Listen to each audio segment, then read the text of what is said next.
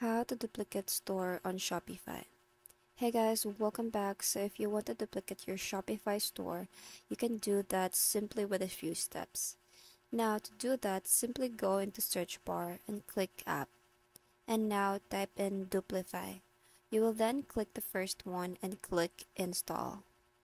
So just click on install once more, and once you have completed these steps, you will be led to your Shopify dashboard, and then you have two options. I want to export my data out and I want to export data to the store.